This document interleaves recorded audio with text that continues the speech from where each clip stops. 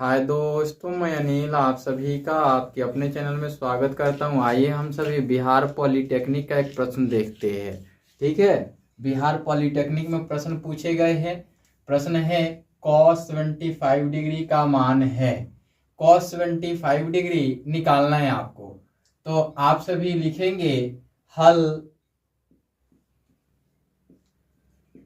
दिया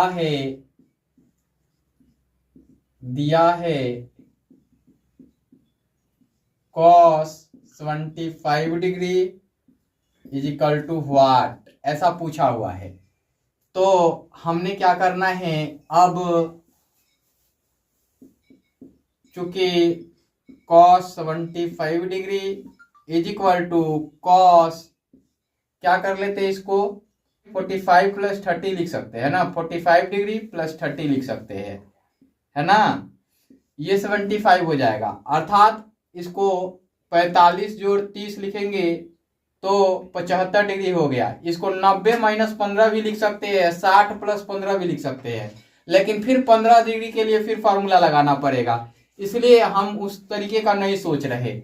और जैसे ही 15 डिग्री का मान पूछेगा आईआईटी का प्रश्न बन जाएगा, ठीक है ना। तो यहाँ ये हमने देख लिया कि यहाँ cos 75 डिग्री है और cos a प्लस बी का फॉर्मूला यहां लगना है।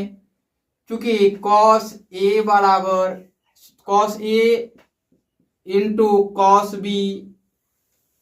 b minus sin a into sin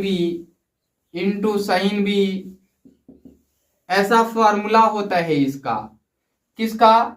cos a plus b का। cos a प्लस b का फॉर्मूला होता है cos a into cos b into minus sin a into sin b,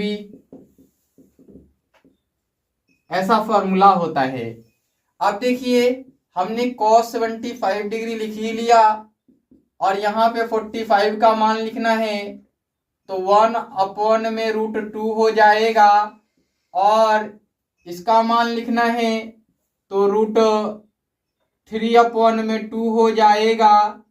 और इसका मान लिखना है तो 1 में √2 होगा। और इसका मान लिखना है तो √1 में 2 होगा।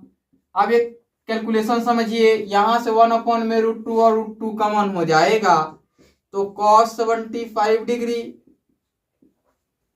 इज इक्वल टू 1 में √2 और ब्रैकेट बंद करके √3 में 2 माइनस 1 में 2, इसका कैलकुलेशंस कर लेते हैं। तो देखिए, या cos 75 degree is equal to 1 में 2 √2 होगा जी, √2 और ये √3 माइनस 1 हो जाएगा, अपॉन में 2 हो जाएगा। इसका एलसीएम लेंगे 2 होगा और 2 से 2 कैंसिल हो जाएगा 1 टाइम्स में, और √3 इंटू 1 इज इक्वल टू √3, और 2 से 2 डिवाइड करेंगे तो 1 टाइम्स, और 1 मल्टीप्लाई बाय 1 हो जाएगा। अब इसका क्या करते हैं, मल्टीप्लाई कर देते हैं, इसलिए cos 75 degree is equal to √3 minus 1 upon में 2 यही इसका आंसर हो जाएगा। ऑप्शन ए में दिया गया है। बाकी आप चाहे तो डायरेक्ट इसका मान याद रखें। इस वीडियो में इतना ही। Bye bye, take care.